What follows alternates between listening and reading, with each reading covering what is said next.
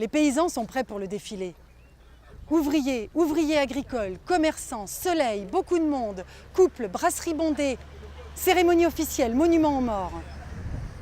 La police se tient à distance. Contre-manifestation populaire. Aujourd'hui, 8 mai, est-ce vraiment la victoire? Les scouts défilent à l'avant, puis les étudiants. Lagdar et Mustapha marchent côte à côte. La foule grossit, 4 par 4. Aucun passant ne résiste aux banderoles. Les cadres sont bousculés. L'hymne commence sur des lèvres d'enfants. De nos montagnes s'élève la voix des hommes libres. Mustapha se voit au cœur d'un mille-pattes inattaquable. On peut, fort de tant de moustaches, de pieds cornus, toiser les colons, la police, la basse-cour qui prend la fuite. Un agent de la sûreté dissimulé à l'ombre d'une arcade tire sur le drapeau. Mitraille, les cadres sont enfoncés, les porte-drapeaux s'écroulent, chaises, bouteilles, branches d'arbres taillées en chemin. Les cadres sont enfoncés. Un ancien combattant empoigne son clairon. Un paysan tranche d'un coup de sabre l'épaule d'un étudiant sans coiffure qu'il a pris pour un Européen. Mustapha jette sa cravate. Un maire français est abattu par un policier. Un restaurateur roule dans son burnous rougi.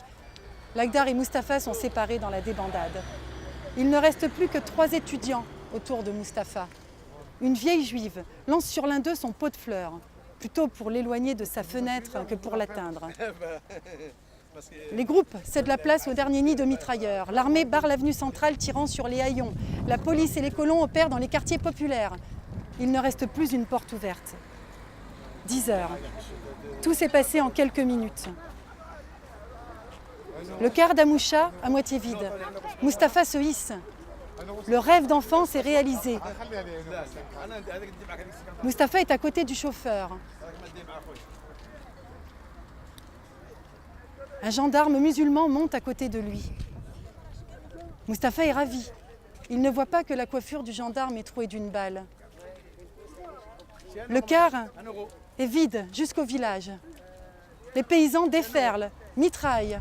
Les Sénégalais ont fait irruption au nord du village. Les rafles ont été organisées par les colons, organisées en milice armée, dès qu'on a eu connaissance des événements de Sétif. L'administrateur se fait fort de maintenir l'ordre. L'armée et les colons opèrent dans les quartiers populaires. L'administrateur cède au commandant des Sénégalais. Les paysans sont mitraillés. 2 fugitifs sont fusillés à l'entrée du village. Soleil encore haut. 13 mai. Couvre-feu. Cris de cigales et de policiers escortant les suspects à coups de pied. Les corps sont exposés au soleil. Pardon? Je n'ai pas compris même. Ils viennent, ils se cachent là.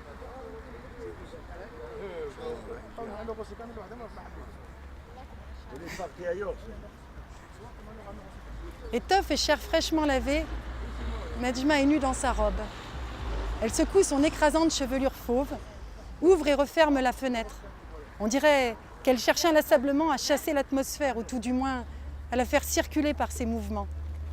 Sur l'espace frais et transparent de la vitre, les mouches blotties se laissent assommer, ou feignent la mort à chaque déplacement d'air. Nedjma s'en prend ensuite à un moustique avec un mouchoir, dont elle s'évente en même temps. Épuisée, elle s'assoit à même le carrelage. Son regard plonge dans l'ombre. Elle entend remuer la broussaille. Ce n'est pas le vent. Les seins se dressent. Invivable consomption du zénith. Elle se tourne, se retourne et donne la folle impression de dormir sur ses seins. Une idée folle suffirait. Un voyage, tout recommencer, sans se confier à un homme, mais pas seule comme je le suis. Ils m'ont isolée pour mieux me vaincre, isolée en me mariant. Puisqu'ils m'aiment, je les garde dans ma prison. À la longue, c'est la prisonnière qui décide. Nedjma reste étendue. Nedjma répond par des grognements aux questions de Kamel. Elle traite ordinairement son homme avec une gentillesse chargée d'ironie qu'il prend pour des reproches.